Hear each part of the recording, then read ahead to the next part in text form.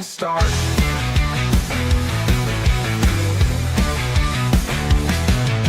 In-depth words cutting deep as cleats. Every play analyzed heartbeat by beat. Interviews, raw stories unfold. Behind the curtain, the secrets told. The Golden Room Podcast, sweeping the game from the 50-yard line to the Hall of Fame. Breaking it down, tearing it apart. The Golden Room Podcast, where legends start. All right, we are live. We are live. This is I don't really have a name for this podcast. You can say it's Bayou Bengal Backers, Golden Broom, whatever you want to call it. Cody, as always, joined with Alex tonight. We are going to talk LSU versus Alabama. Alex, how you doing tonight, my friend? Just surviving. It's about all you can do with two toddlers and full-time job and everything else with being an adult. So There you go. Well, this week is my favorite week of the year in football. LSU versus Alabama. Obviously, when Nick Saban come over, it made the rivalry so much better. And now that he's no longer part of the Alabama program, I feel like it's kind of lost its luster, considering we have a guy at Alabama that technically kind of doesn't really fit in because he's not Nick Saban. Then you had Brian Kelly, who did not fit in the state of Louisiana at all. Thankfully, he's gone. It's weird where this rivalry is, but I feel like the hate between the teams is still there.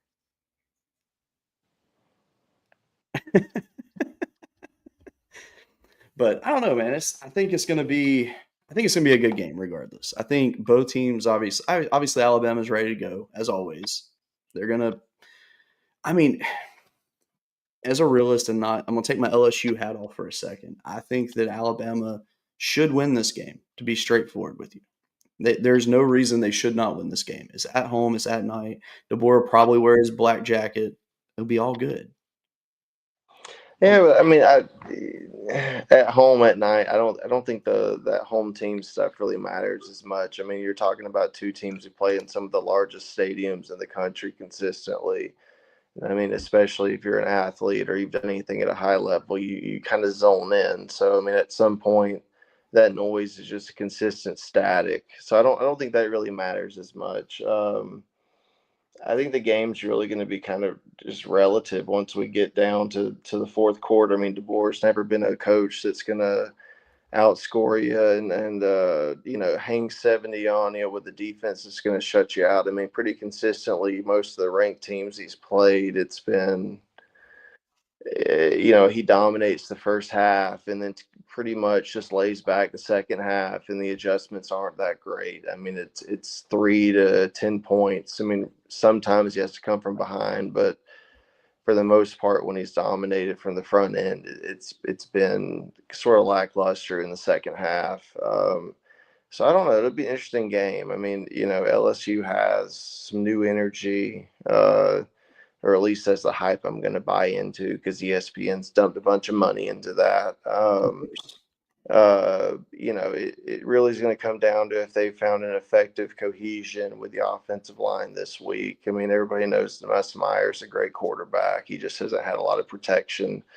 They have some damn good running backs. Nobody can doubt that. Jam Miller's a decent running back, but he's a lot like TJ Yeldon at 13 when he hurt his Achilles. I'm not 13, 14 when he hurt his, not Achilles, but his hamstring. He was so tentative behind the actual hold. He just danced, never hit it.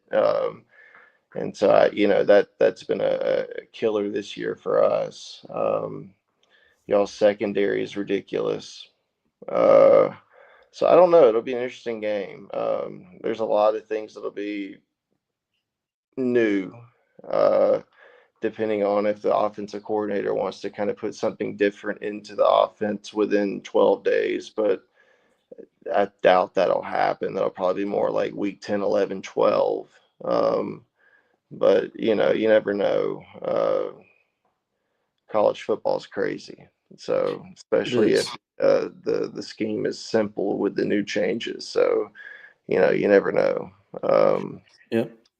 Yeah, I mean, so with the whole Nussmeier thing right now, they said this week that the backup quarterback, Michael Van Buren, he's gotten more reps than he normally does in a practice week, which leads me to think that either A, they are just saying that and trying to leak that to mess with Alabama's game plan, or B, they legitimately have a plan to do a two quarterback system as needed in this game, which I think would make a lot of sense because every time that Van Buren has come in, which has not been a lot, but when he has made a difference in the game. And it's not because he's necessarily the quarterback, but it's more just 'cause it's a different look. And I mean, he brings a whole different element to the game that because I mean, he plays like Nussmeier in terms of his arm, but he's got legs like Jaden Daniels. Now, he's not as fast or as elusive as Jaden was, but that's his style, and I like it. But I don't know what to expect out of the team this week because you can live in a fantasy world and say, "Well, you know what? Brian Kelly's gone. They're all happy now. They're just gonna play loose and be good, and everybody's gonna do their part, and it's gonna go perfect." But when you get back to reality, you know that that's probably not the case. There's a reason they're sitting 5-3 right now. There's a reason that their offense can't score more than 23 points against the Louisiana Tech team. I Yeah, mean, but they're a 5-3 team with probably easily top 15 talent the entire country. sure, That's the biggest differential, and you don't necessarily have to have it be perfect, but you have to have a couple guys clicking, and absolutely. that's honestly all you ever need. I mean, none of the guys for the 2010 Auburn National Championship outside of Cam Newton played in the NFL. You Yep. know, that says a lot. It doesn't necessarily have to be perfect; it just has to be a couple dudes clicking at the right time. And if everybody's hyped and you get some chemistry going, and you kind of flip up the offensive line and they're gelling a little bit better, I mean, nobody ever accused Brian Kelly of being an elite head coach. I mean, there was a reason everybody always joked on Reddit about him always choking in the BCS, bowl games. He was a good recruiter, decent developer, but an awful game day coach. Yep. And that's just the truth of the matter. I mean, that's what differentiated Saban and Urban Meyer. I thought Saban was a better all around coach, but I would take Urban Meyer on game day. Sure. Um, in a pinch, and it was a different kind of coach. But it's I don't know. It's always interesting. We'll see. I think the guy from McNeese, I can't think of his name right now, but that dude's a player's coach, and he'll get dudes running through the wall for him, at least for 2 weeks. Yeah, for sure. So Frank Wilson, that's his name. He's got an extensive history with LSU. He's behind like some of the biggest names that's come through. Leader of the running back room for many years. Then he goes to be a head coach for a little bit, and it didn't really work out. But it wasn't that he wasn't doing good. It's just that he did He the had a best he lot could of with what he had. Well, I mean, you can't handle or can't help. What was it? Two hurricanes and then COVID. I mean, Yeah, kind of a lot to deal with. yeah. I mean, because at UTSA, he was there in the in between gap before they got kind of good, and then McNeese is McNeese. I mean, you can only expect so much out of them, and you know, But I don't yeah, know. then It's add on natural disasters. I mean, yeah, and then a pandemic. yeah, for sure. I mean, That's a it was lot. tough. But I when they mean, said he was coming back, I was extremely happy. He was a guy that I mean, there were points where I'm like, could he be the future head coach at LSU? And now he gets that chance, which I don't know where his standing would be in terms of like the head coach look right now. I mean, I'm sure he would put his name in the hat. I don't think they would take it serious unless he pulls out some miracle and goes undefeated the rest of the season. Then you have to have a conversation. But it actually looks like right now the two names that everybody's consistently mentioning outside of Lane Kiffin, which I really don't think there's any smoke there. I think it's Kenny Dillingham and Eli Drinkwitz. what's weird is you see the post about some dude on one of the insider boards for LSU said that Nick Saban was going to go Sunday to discuss a contract, and I'm like, He's not. what would you? This is what's the wildest thing to me about that rumor. It's like, and then we'll go back to the two you were talking about, but like the guy just turned 75. Mm-hmm. So you're on the recruiting trail, and what are you going to say? You get 1 to maybe 2 good years to coach without him, and then you're going to transfer to somebody else. I mean, that's the biggest negative recruiting, tactic you could use all day is his age. And then on top of that, no offensive coordinator or defensive coordinator is going to stay with him more than a year. Yeah. So it's such a stupid buy. I mean, that's like investing in good lord, it's like investing in candles, Yeah. versus electricity back, 100 years ago. Yeah. uh it doesn't make sense. I mean, it's just illogical. But I don't know. I honestly, man, if I was LSU's AD, I'd be going after the guy at Vanderbilt. And That's who I want. I think I've yeah, told you that too. That Clark Lee is that's the guy I want more than anything. I think he would be dude, fantastic. he is polished as shit.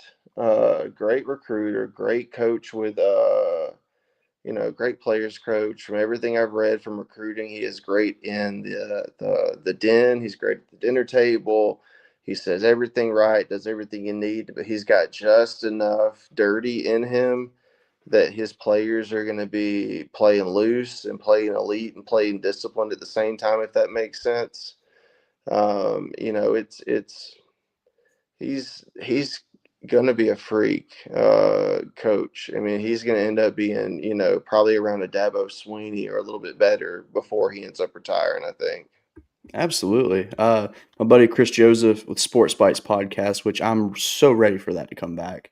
Um, he's an OU fan, so obviously I see where he's coming from. But then again, you kind of, in a way, it's weird because it's like you could want LSU to win, even though you have Bama next. But then again, if Bama wins, that win would look stronger. But it's tough because you got both still left on your schedule. So yeah, I mean, trust me, I need LSU to go after Bama too. And then my buddy Brian says Clark ain't leaving his home, which I get that. Clark, he's deeply rooted in Vanderbilt. That's what he went to school there. His dad, grandfather all had ties to the school before that. And so I get it. But at the end of the day, though, if a team like LSU comes calling, I mean, it's going to take a I lot to mean, say no. what did Nick Saban tell his players one time? If you're going to go out and cheat on your wife, at least make sure you're doing an upgrade. And then he said Yes. it would have to be Hillary Clinton. I'm sorry, but if you're going to cheat on your wife, it'd be LSU and Alabama, Texas, Florida Yep. State. And then, if you're that good of a coach and you make amends later on, you might get welcomed back in. I mean, Yep. Alabama had an AD that went to Tennessee and coached there for a little while, and we welcomed back in with open arms. So, it's relative. You never know. I mean, LSU can pay 13 million a year if they wanted to. Yep. He says Hillary Clinton. What the fuck? I mean, if you're talking about, this is when he said, was it 09, 2010? And he said if he had the only person that would be an upgrade for Miss Terry was Hillary Clinton. But I mean, he's a known Democrat out of West Virginia. I mean, he did a campaign ad with somebody out of West Virginia that's a Democrat 4 or 5 years ago. So that might be an upgrade to him. I don't know. It I wouldn't be mean, for I me. can't I'd maybe say. say like an Eva Mendez or something like that. But Yeah, I can't say that Hillary would have ever been on my list of I ones guess I'd it go might just be after. powerful women. That's the only thing I could think of. I I mean, mean, this is a weird thing, and people always made fun of me for it, and I can't believe I'm going to say it. But when I was younger, I used to always say that, like, I was like, if I ever went after a political figure, it'd be Nancy Pelosi. dude, she got some bolt-on titties at the end of her life, so I guess Exactly. you at least Exactly. have something new to play with. Exactly. So what can I say though? But Well, dude, I not, guess you ever seen that dude on YouTube, Alex Stein, who got in trouble dude, for he is the best. yeah, making fun of AOC. It's like if you're gonna go after anybody right now, it'd be AOC. You can just, I guess, hit her with that big juicy Latina booty or whatever it was he said. Yeah. When he was talking about not deporting big booty Latinas, dude, that cracked me up.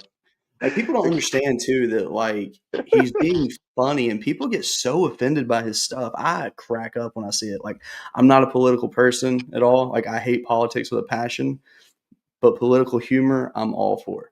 I Dude, love it. it's just making fun of it's just natural human satire. I mean, I guarantee the same people mad about that would watch Eddie Murphy Raw and giggle the entire time, Exactly. where he talks about Mr. T, giving it to somebody up their ass. Yeah. They'd giggle about that, or Michael Jackson talking about don't make fun of me, Tito, I'm crying. Or they'd watch a Richard Pryor or something just vulgar from the 70s, 80s, and cackle, but pretend to be offended about the most ridiculous stuff. It's just wild.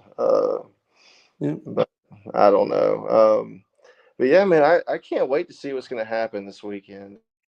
It's going to be interesting to see with the running back room for us is going to be interesting. I know they've spent a lot of time this week trying to fix the offensive line, at least get a little bit more physical on the interior. I know LSU was a big emphasis of doing that. You guys were solid running off the right side, off the right tackle for Mhm. good the A&M game. There was like 6 or 7 pretty big runs off that side.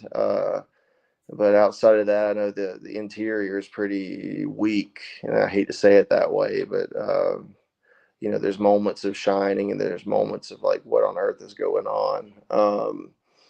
But Jam Miller, I hate saying it this way, but I mean, he's just good for blocking. And Yeah. he's a great, outside, pass catching back because he's got a lot of weight and lower, center of gravity, so he can take a tackle or two and get a first down for you. But the stud that's sitting there is Daniel Hill. It's just how healthy is the guy?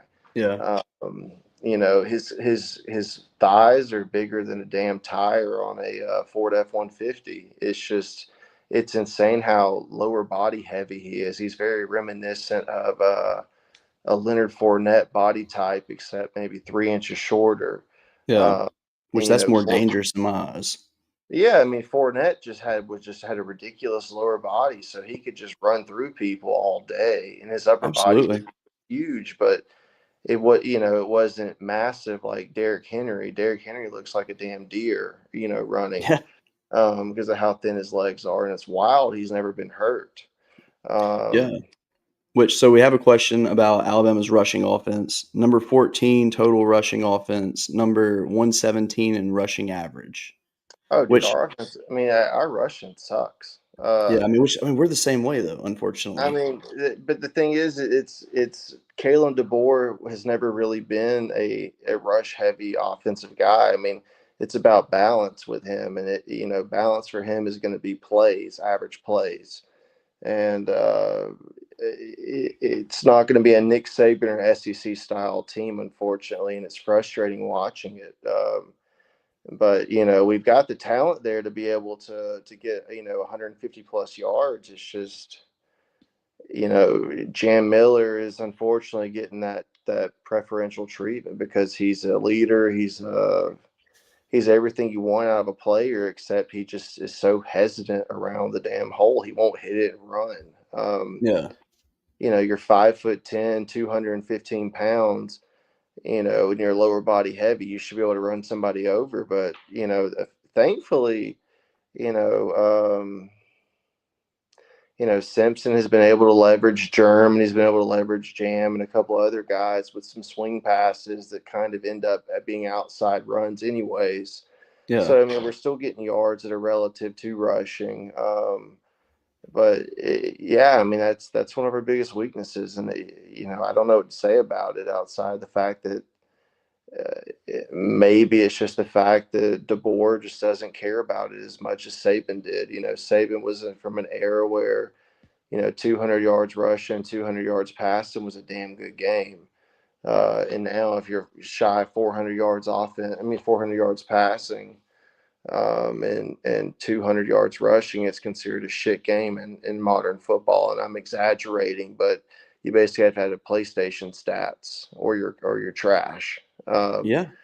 because you have teams out there like SMU and stuff like that are just putting up absurd numbers. A&M with their 18-year-old quarterback, and I know he's not 18, but he's as skinny as an 18-year-old, Yeah. throwing up 450 yards passing, 150 yards rushing. I don't know. The game's just different.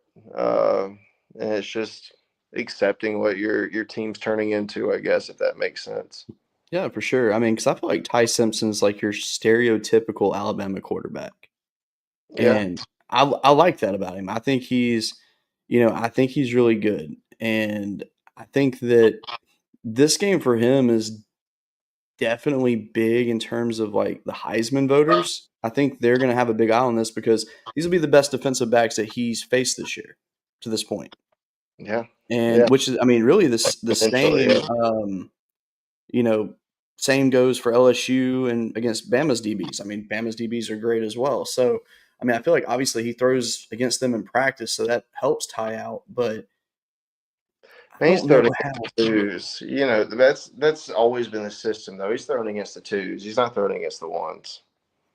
Yeah. I So, mean, I mean, it's it's going to still. be it's going to be interesting to see how this plays out because I mean, you have the matchup. All right, so for Nussmeier, I mean, you have Dejoun Lee, who is a stud for Bama, and I can't remember all your other DBs' names, but uh, LSU. The problem that they have though right now is there's like just like a everything they do is so predictable. It's like when they're going to run the ball, you know they're running it, and you can tell where they're going to run it to. When they're throwing a pass, you have a generic idea of where it's going to happen. So I'm hoping that with them changing their style this week, I'm hoping that they get it to where they understand the strengths of who they have. So you have Aaron Anderson, hit him in the middle. You have Barry and Brown, hit him deep outside. You have let's see, who would be the next receiver? I'd probably say. I guess I'll call Trey's Green a receiver, even though he's listed as a tight end. He's Calvin Johnson. So with him, you can hit him anywhere on the field, and he's good. So I mean, he's 6'7" for God's sakes, and he's a basketball player, so his wingspan is ridiculous. Yeah, I mean, I You can, I watched a couple of his highlights, and I thought to myself, this is a freak tight end. And then it's just like you can't defend that. I mean, you have to be a damn pole vaulter to defend that. yeah. I mean, it's absolutely ridiculous. So Brian says he sent me a DM, and I'm going to check this out. So Ty Simpson. Okay, let's see. On a deep ball, which is I'm not sure exactly like how deep that pass has to be, but on his deep ball, he's got a 46.9% completion percentage. So he's 15 to 32, 431 yards, five touchdowns, one interception.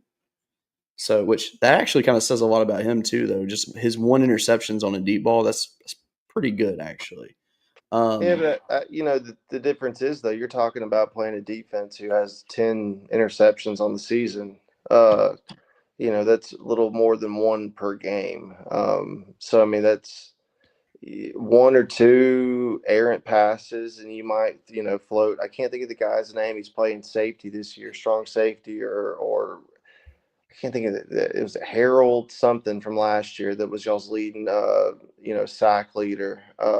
Anything about If they Harold Perkins, yeah. if they float him back up on the outside and let him rush Tyson or being Ty a couple times, I mean, it, it's I don't know. They may throw everything at the damn wall. I know from what I was reading, there, Harold's trying to get himself an NFL position that he can be elite at to get drafted because he's a little bit of a tweener in terms of height and weight. Hmm. Um, it's like what was that guy's name from Missouri that was the defensive end that was really good? Michael Sam. Yeah, I mean he was elite for college, but he was okay in the NFL. And guys like that, they got to find something. It's kind of like also with Auburn's quarterback. God, what was that guy's name? From the kick six era.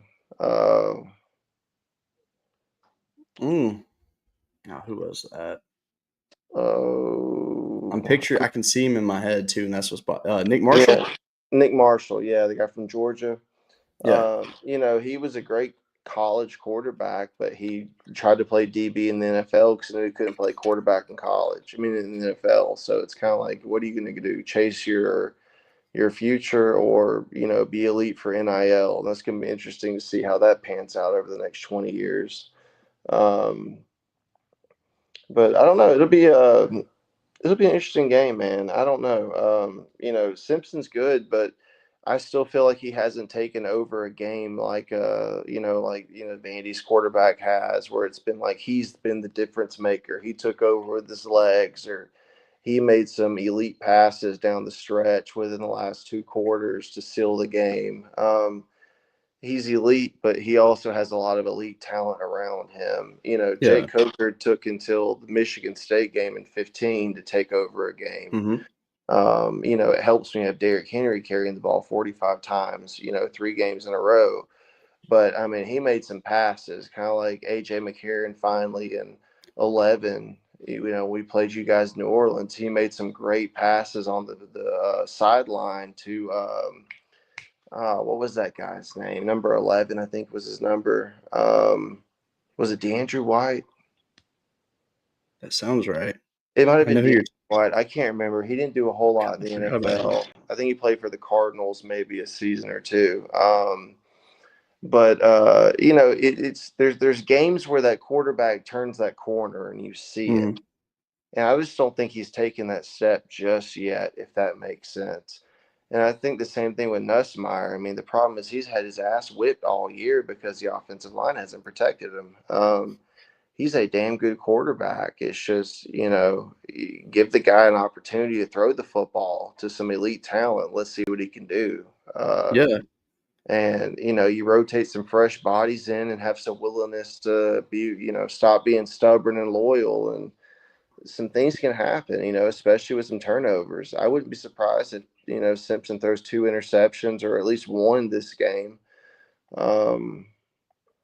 But, you pray to God there's no damn fumbles. And maybe Keenan Williams might actually pay attention when he, is laying on a football instead of taking 10 minutes, Yeah. taking some breaths. Yeah. I'm That hoping will that help. I'm hoping Nussmeier gets shoved into a closet before the game and just screamed at by the coaches to snap out of his consistency that he thinks he's working towards. Because one thing Nussmeier said in preseason was that he's been working on his patience and his timing and all that, and he's trying to be a more consistent quarterback. Well, I think he's trying too hard at that, and it's making him scared to just let loose. I want the true freshman Garrett Nussmeier that came in the SEC championship when we were just getting hammered and they pulled Jaden and they brought him in and he was just slinging it through for like 300 yards against Georgia. I want that version of Nussmeier to pop out this week and just have fun. Like he's in elementary school throwing around with his friends. Like that's what I want to see on the field tomorrow night. Now, I don't know if it'll happen. Well, that's the thing with him is he has the capacity to do that. That the flip side of that is your other quarterback. We don't know if he has the capacity to do that, and it's a lot of it's coming from. I mean, Nussmeier, from my understanding, it's been a while since I've been able to invest myself in college football to remember a lot of this stuff. I mean, Nussmeier is a coach's son. Am I correct? Yep. So he's already got a high football IQ. And you're going to hear that stereotypical, he's a lunch pail kid and Yep. shit like that. So we already know he's relatively above average in athletics because of his build and because of his high school, stats and all the sports he played. So it's just at some point he's got to get over whatever it is in his head. And it may just be something related to the offensive line. It may be injuries. I mean, after a point, if you're playing on a, 60% good, oblique and a 80% good ankle, you're going to be a little bit more tentative, not trusting your right guard or your left tackle, on certain plays, especially after, 4 or 5 series of them failing to do what their job is. So, I don't know. It may be the fact that you've got somebody who has just got some trauma on this season. I hate using that word, but I think that may describe it perfectly for him. Whereas your backup just goes in feeling fresh because he's not gotten hit, and sacked consistently, and he's got the capacity to get away a little bit, more effectively, and push the ball down the field. Yeah, I agree. All right. So before we close this thing out, let's give our predictions for this game. So, what you got? I think first half. I mean, it can go both ways. First half can be Alabama getting up 24-10 pretty quickly, just as effectively as it could be being 10-7 going into half. But I think Alabama will dominate effectively on the offensive side of the ball the first half of the game. I think LSU will come out with better adjustments. And I think it'll end up being something like a 31-27 or a 34-31 Alabama game. But at the same time, within the last 2 minutes going into the fourth quarter, depending on who scored last, I think it could go either way. But yeah, I think 31 or 34, 27-31 Alabama, something like that. Okay. I like it. So I asked Grok today when I was on X. I put in a Team A and a Team B. Team A was Alabama. Team B was LSU. I put in every single stat offensively and defensively that they have. And then I put in their common opponents and locations of said opponents. And I put in all the stats for those games. And I said, give me unbiased prediction for this. So it broke down a bunch of stuff, and then it came up with a score of 32-15 for Alabama. And then on a second simulation, it says Team B upset 27-24 LSU. And I was like, okay. That's And cool. Yeah. yeah. So, I mean, really just after looking into everything and really running through numbers, I mean, it's the fourth time I've talked about the game this week. So I've given different prediction every time I've talked about it. And going into the game, I think that LSU has a chance because of what this game is. But the realist side of me thinks Alabama probably wins this game like 31-20. But then there's also that part of me that believes that with Ty Simpson not being a mobile quarterback, LSU's 0-3 against mobile quarterbacks this year. Against regular pocket passers, we're good. He's a little more mobile than I think people think. Sure. He is, but I'm saying like every play he's not going to roll out and run. Oh, no. He's the first guy all day.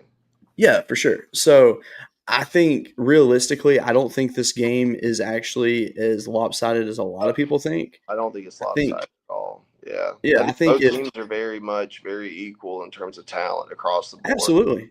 I mean, LSU has the talent to be a national champion, but they had the leadership to be a 7-5 team, unfortunately. I mean, that's Brian Kelly. I mean, exactly. Just, he did a good job at Notre Dame, but he's done a good job at schools that are more like second-tier programs that don't schedule a lot of anybody. And thankfully, Notre Dame, most of their schedules, and I'm sorry if I offend anybody saying this, but if you look at their schedule, most of those people are historical powerhouses who have not been relevant a very damn long time outside of like USC. I mean, Navy has never been relevant since the 40s. I mean, they probably have been, but like most of those are just old names. So it's nice to build your credentials, especially when you have a lot of voters out of the Northeast who only care about that because they don't watch college football. They care about hockey. Yeah. So, it's a different kind of thing up there. So, I'm just an idiot. So that might be a thing. We all are. But give me in this game, as much as I want to call the upset, give me Alabama 27-24. Tight game, last possession decides the victor. Yeah, I think that's pretty good, yeah. So with that being said, though, it's been a good show. Much appreciate everybody coming in, commenting, and all that. So the big question is, are we going to see you podcasting in the future?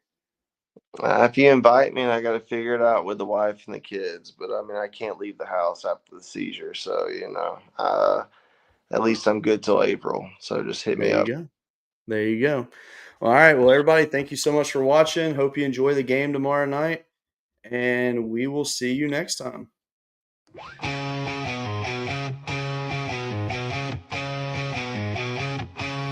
On the diamond where they play, sweeping competition.